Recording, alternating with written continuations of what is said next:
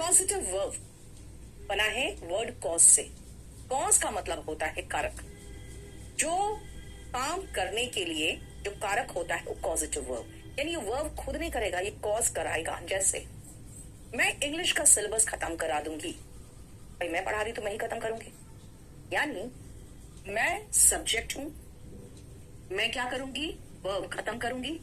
खत्म क्या करूंगी, इंग्लिश का सिलेबस। तो ये डायरेक्ट सेंटेंस है। अब ऐसे नहीं, अब मैं कहूंगी मैं रीजनिंग का सिलेबस टाइम से खत्म करा दूंगी, नहीं बोलोगे। बोलोगे कि मैम आप इंग्लिश पढ़ाते हो, आप कैसे करा दोगे? आप ये बोलो कि मैं रीजनिंग का सिलेबस टाइम से खत्म करवा दूंगी। यानी यहाँ पे जो सब्जेक्ट है, अब वो सब्जेक्ट ये डायरेक्ट वर्ब नहीं कर सकता।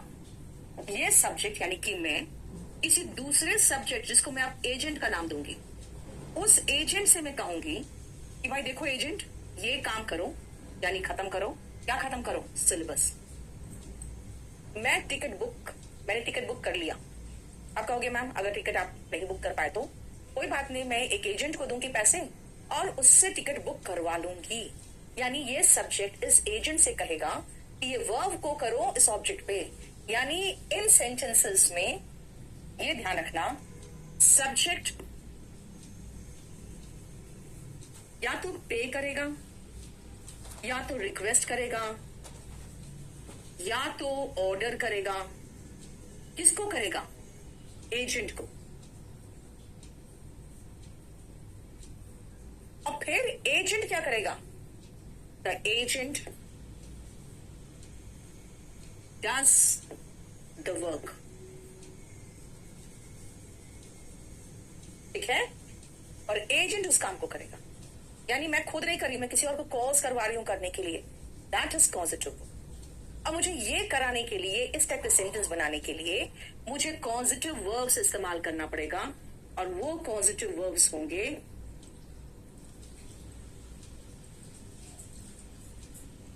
Gate, have and make.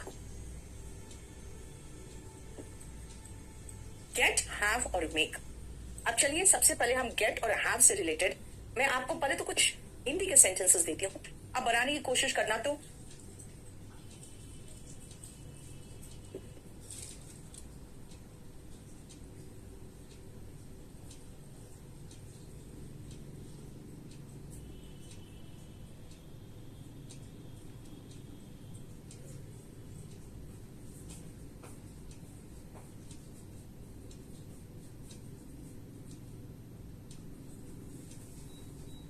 मैंने बाल कटवा ली, मैंने अपना लैपटॉप रिपेयर करवा लिया।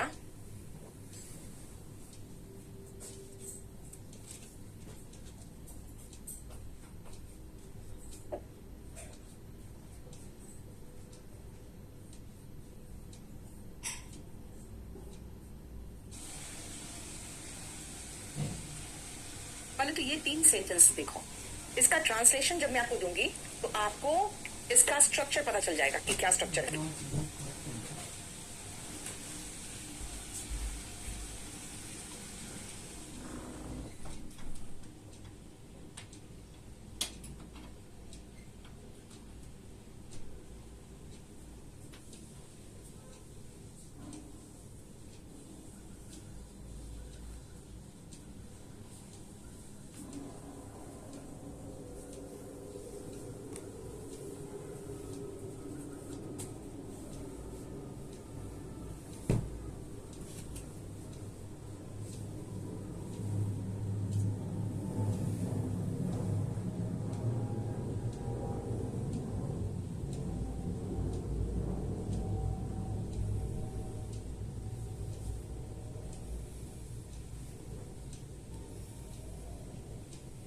हो गया?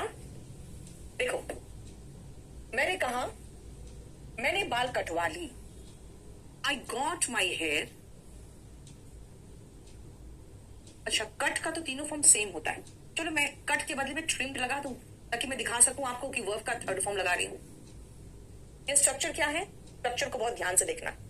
इस स्ट्रक्चर में आपको सब्जेक्ट के बाद मैं गेट या हैव को चेंज करूंगी अकॉर्डिंग टू टेंस। गेट या हैव चेंज करूंगी अकॉर्डिंग टू टेंस, और उसके बाद माई हेयर ऑब्जेक्ट, और उसके बाद वर्ब का थर्ड फॉर्म। अब अगर आपको लगाना है कि भाई किसके द्वारा कटवाया बाल, वो लिखवाना चाहते हो, तब आपको बाई प्लस एजेंट लास्ट में लगाओगे। अब मैंने तीनों में किसके द्वारा कटवाया मैंने बताया ही नहीं, तो I got my hair trimmed, चाहे गॉट की जगह पे आप कह सकते हो I had my hair trimmed. चलो अब इस स्ट्रक्चर का इस्तेमाल करके बाकी दोनों सेंटेंस बनाओ, तो एकदम इसी स्ट्रक्चर का इस्तेमाल करोगे।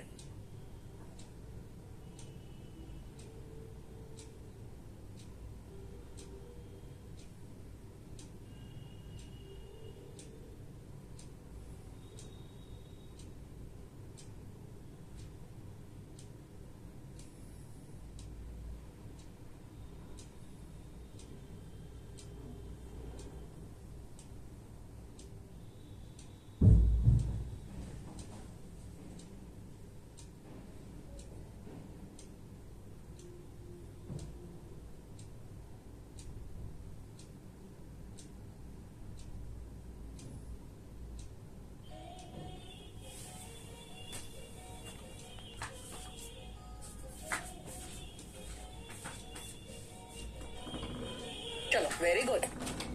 सेकेंड, मैंने अपना लैपटॉप रिपेयर करा लिया, बेटा again past tense. Past tense I get का सेकेंड फॉर्म गॉट, या फिर हैव का सेकेंड फॉर्म हैड लगा दे। आई गॉट या आई हैड, या लैपटॉप रिपेयर करवा लिया, आई हैड माई लैपटॉप रिपेयर्ड। हो गया। तीसरा, मैं हर सप्ताह अपनी कार साफ करवाता हूं। करवाता हूं यानी प्रेजेंट टेंस, प्रेजेंट इंडेफिनिट। आई प्रेजेंट टेंस मतलब वर्ब का फर्स्ट फॉर्म, आई गेट या माई कार साफ, क्लीन्ड एवरी वीक। इसमें आपको सबसे इंपॉर्टेंट जो है उसका सबसे इंपॉर्टेंट पॉइंट ध्यान रखना क्या है। इसमें सबसे इंपॉर्टेंट पॉइंट है कि ये जो गेट और हैव है ना, ये तो आप अकॉर्डिंग टू टेंस चेंज कर रहे हो, लेकिन ये जो ले रहा है वर्ब का थर्ड फॉर्म ले रहा है, यानी मेन वर्ब के थर्ड फॉर्म में होगा, and this is important. Get और हैव क्या लेगा, मेन वर्ब थर्ड फॉर्म में लेगा। क्लीन्ड बेटा Ananya, cleaned. Bandhani, I had repaired my laptop. तुम तो कह रही हो कि मैंने अपना लैपटॉप रिपेयर करवाया था, सॉरी मैंने अपना लैपटॉप रिपेयर किया था। यहाँ करवाने की बात है, करने की बात नहीं है। अब पहले वर्ब लगाओगे, हैड लगा दिया, फिर ऑब्जेक्ट लगाओगे, फिर थर्ड फॉर्म। ठीक है, जैसे फिर से मैं आपको एक और सेंटेंस देती हूं। देखो कितने सेंटेंस हो गए, 3।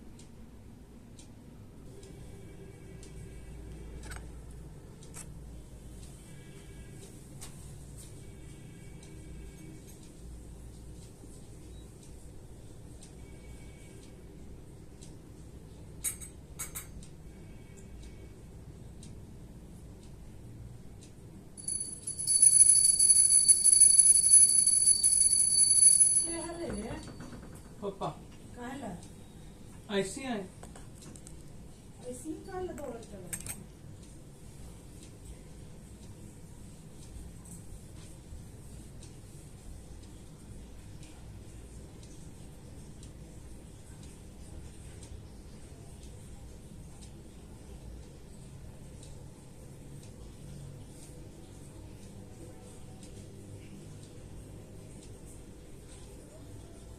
सोच के बताओ क्या होगा।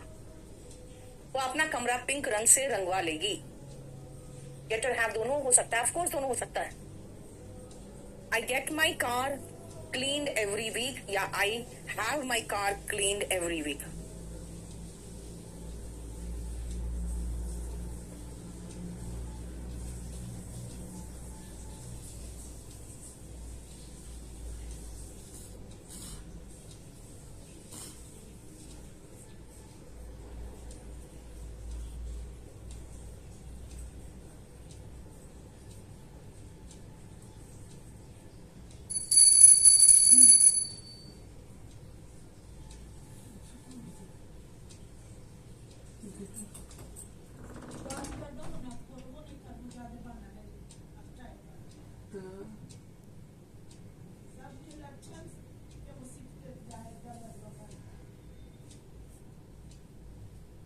बंद करके पड़ा था।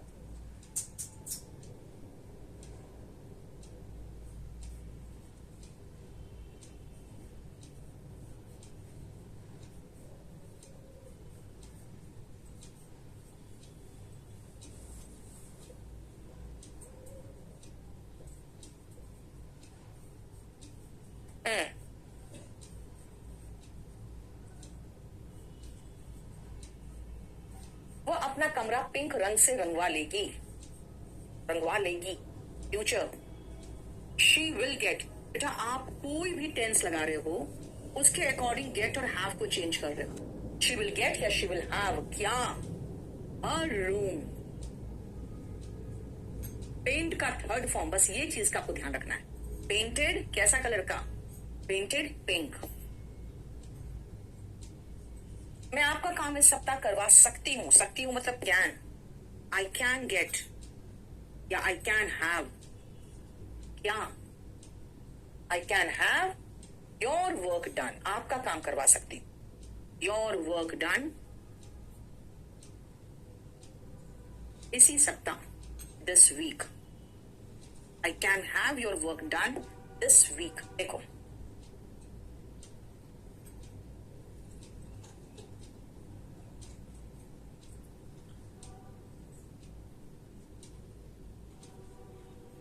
क्लियर? समझ में आ गया?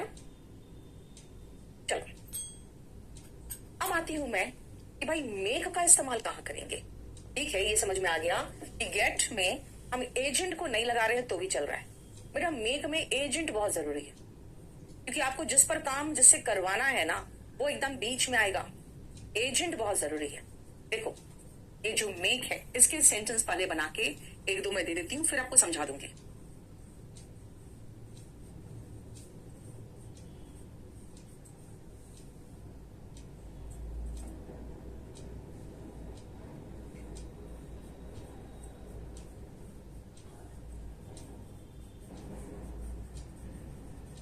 मैं उस छोटे लड़के से घर का काम नहीं करवा सकती। यहां पे एजेंट इज वेरी इंपॉर्टेंट। कौन करने वाला है उस पर उसका नाम देख रहे हो आप।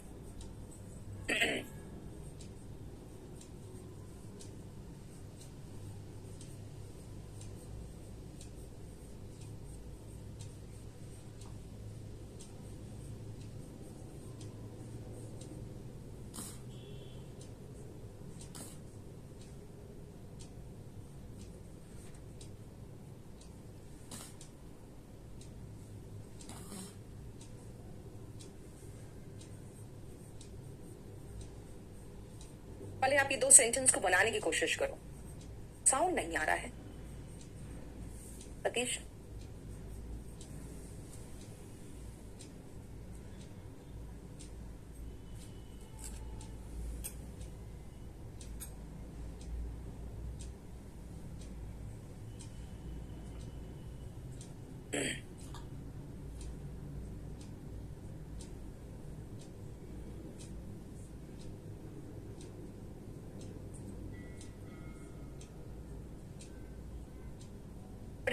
उस छोटे लड़के यानी दैट स्मॉल बॉय। अच्छा टेंस कौन सा होगा? नहीं करवा सकती, कैन नॉट। कैन नॉट के बाद मेक का ऑफ कोर्स बेस फॉर्म ही आएगा और क्या आएगा? अदिति टेंस सही कर बेटा। नहीं करवा सकती। अनन्या आप सुन लो, यहाँ पे अनन्या ने सही किया, थोड़ा सा गलत किया बस, बाकी आपने सही किया। यहाँ पे आपको जो स्ट्रक्चर इस्तेमाल करना है वो है सब्जेक्ट मेक। इस मेक को अकॉर्डिंग टू टेंस लगाएंगे। According to tense. उसके बाद एजेंट लगाना, और याद रखना बेटा एजेंट के बाद हम टू नहीं लगाएंगे और आपको एग्जाम में टू देगा।